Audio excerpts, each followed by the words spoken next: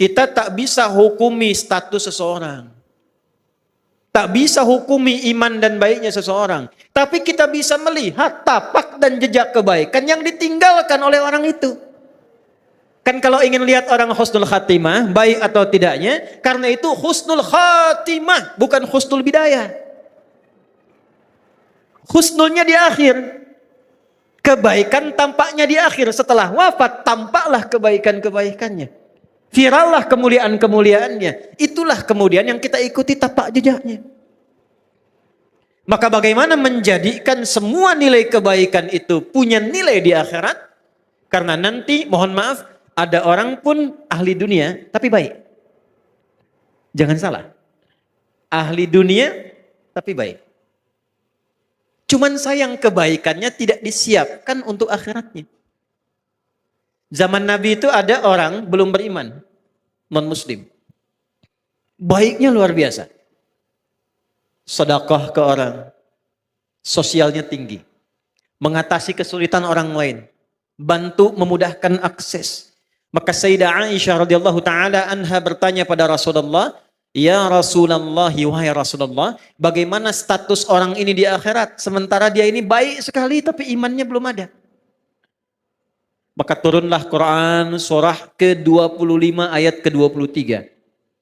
Wa qadimna ila ma 'amilu min 'amalin faj'alnahu haba'an manthura. Wa qadimna na'nya li ta'zimin nafsi fi ta'zimin sya'ni. Menunjukkan keagungan Allah pada sesuatu yang sangat penting. Jadi kalau kita terjemahkan dengan tafsir, demi keagunganku dan keadilanku, aku berikan balasan untuk dunianya. Tapi di akhirat dia tidak bernilai. Jadi kalau ada orang berbuat baik untuk dunia, tapi dia tidak siapkan untuk akhiratnya, keadilan Allah menjawab dan membalas kebaikan dia itu di dunia. Tak adil kalau Allah balas di akhirat. Sebab dia berbuat baik dengan hukum dunia, maka Allah balas pula dengan hukum dunia. Tuh. Baiknya karena dunia, maka diangkat orang itu. Disebut-sebut orang itu. Disanjung orang itu. Ada pula yang mendoakan. Tapi kalau tidak ada kunci akhiratnya, di akhirat kebaikan itu hanya akan menjadi debu yang berterbangan. Detil Al-Quran. Debunya terbang. Kalau terbang kan tak bisa ditimbang. Kalau debunya hinggap, masih ada berat. Tapi kalau debunya terbang, bagaimana menimbangnya? Maka kunci pertama, bagaimana kita menyiapkan bekal ke akhirat tanpa meninggalkan dunia. Yang pertama, rubahlah rutinitas dunia kita menjadi ibadah. Satu. Maka berubahlah perbuatan kita dari sekedar rutinitas amal, punya sifat ibadah namanya soleh. Maka amalnya berubah menjadi amal soleh. Setiap amal yang menjadi soleh, maka dia punya sifat baru namanya hasanah. Ketika amal menjadi hasanah, maka dia punya poin. Poin inilah yang disebut bekal akhirat, namanya ajrun. Yang kita sebut pahala. Pekerjaannya tetap dunia. Tapi pekerjaan dunia ini karena diniatkan menjadi ibadah, amalnya menjadi saleh, perbuatan baiknya diridhai Allah menjadi hasanah, maka setiap hasanah punya nilai akhirat. Dari mana dalilnya? Quran surah ke-6 ayat 160. Man jaa'a bil hasanati falahu 'asyru amthaliha. Setiap perbuatan yang baik yang kita kerjakan dengan niat akhirat menjadi hasanah. Akan dikonfirmasi hasanah ini di akhirat dalam bentuk pahala sebagai bekal pulang. Karena itu doanya, Rabbana atina fid dunya hasanah. Dikonfirmasi hasanahnya di akhirat. Wa fil akhirati hasanah. Nah sekarang, bagaimana cara merubah perbuatan dunia menjadi hasanah, menjadi punya nilai akhirat? Kerjakanlah dengan menggunakan iman. Saya ulangi, pakai iman. Itulah yang menjadikan hampir kata-kata amal soleh dalam Al-Quran didahului oleh kalimat iman. Contoh, surah 103. Wal 'asr. Innal insana lafi khusr. Illa alladhina amanu. Wa amilus soleh. Jadi kalau ada iman, sudah pasti perbuatan kita itu dibimbing iman jadi amal soleh. Bukan sekedar amal. Kalau amal saja belum tentu soleh, jadi dunia. Ini gelas untuk minum. Diisi air, kemudian kita minum. Minumnya pakai iman. Maka minum itu amal, meminum menggunakan iman berubah amal menjadi soleh. Minumnya fungsi menghilangkan haus. Imannya menjadikan aktivitas minum punya nilai ibadah. Dituliskan 10 pahalanya. Jelas? Yuk kita detilkan ya. Kita detilkan. Pelan-pelan. Rubah kegiatan dengan menggunakan iman. Bapak Ibu kalau ingin mau cek, semua fungsi tubuh kita ketika disebutkan dalam Al-Quran, itu umumnya disebutkan imannya dulu, baru fungsi tubuhnya. Jadi kita ini melihat saja sekarang, itu pakai iman Bu. Kalau ingin dapat pahala akhirat. Jadi urusan melihat saja ini ada pahalanya. Urusan bicara pun ini ada pahalanya. Kapan melihat berpahala? Kapan berbicara melahirkan pahala untuk bekal akhirat? Ketika melihat, berbicara, mendengar menggunakan iman. Saya tanya ibu sebentar. Bu, apa fungsinya mata? Tuh, salah kan? Mata bukan sekedar melihat. Kalau melihat saja, itu fungsi dunia, tidak beda dengan hewan. Kambing melihat.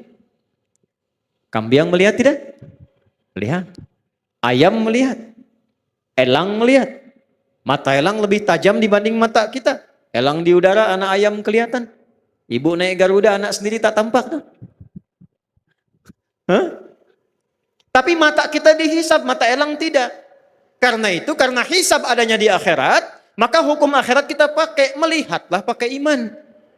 Dari mana rumus melihat pakai iman? Laki-laki Quran surah ke-24 ayat 30, perempuan ayat 31-nya.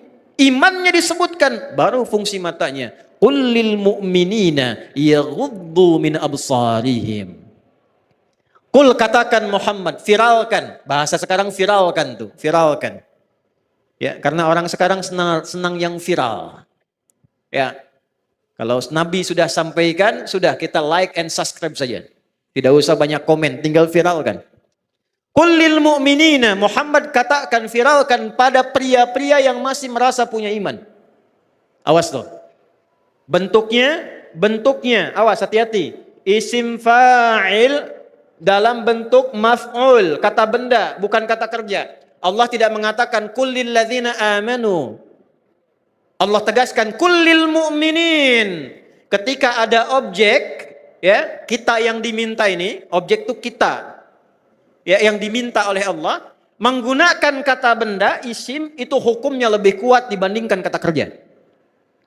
Karena benda tidak berubah. Pekerjaan masih bisa berubah. Ya, contoh, ini gelas, sampai kiamat kurang 2 hari, tetap akan jadi gelas. Tidak akan pernah jadi ayam. Karena benda. Tapi semua terkait pekerjaan, ya, maaf, termasuk masuk kepada sifat, karena dia unsur pekerjaan pasti berubah. Sayang, itu sifat yang masuk pada kata kerja. Orang tua sayang pada anak, diberikanlah pelukan, diberikanlah senyuman, pekerjaannya itu. Ya, tapi sayang itu tidak selamanya akan sama. Coba ibu saya tanya, suami ibu dari awal nikah sampai sekarang sayangnya sama enggak? Ah, kencang tuh, tidak. Ke masjid itu berangkat, pekerjaan. Bisa ada orang semangat, bisa ada orang lambat, tergantung motivasi. Tapi kalau benda tidak berubah. Maksudnya apa? Ini sepanjang mata masih tetap jadi mata, bagi orang beriman fungsinya tidak akan berubah. Apa fungsinya? Yaghuddu min absarihim. Imannya akan membimbing matanya hanya untuk melihat apa yang dibenarkan oleh imannya. Bila kata imannya ini tak baik, maka ghaddul basar. Kata imannya palingkan. Karena itu standar pria yang punya iman, imannya akan menuntun matanya dan membuat batasan. Ini yang boleh dilihat, ini yang tak boleh dilihat. Beda dengan yang belum punya iman, semua bisa dilihat. lisan. Dari mata turun ke, oh jangan langsung ke hati aja Mbak. Dari mata turun ke lisan, ke mulut nih. Apa fungsi mulut? Mulut ketika disebutkan di Quran, imannya dulu disebut baru lisannya. Ya ayyuhalladzina amanu, imannya dulu. La yashar qaumin qaum.